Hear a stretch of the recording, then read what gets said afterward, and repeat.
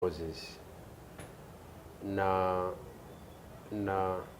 profiling of Busoga sub-region basing on the previous performance ya 2021. Nenkola highlights ku constituency eziwangulikika amangu ku parliamentary level nga ziringa 13 ku 15 mu kiseera ekyo.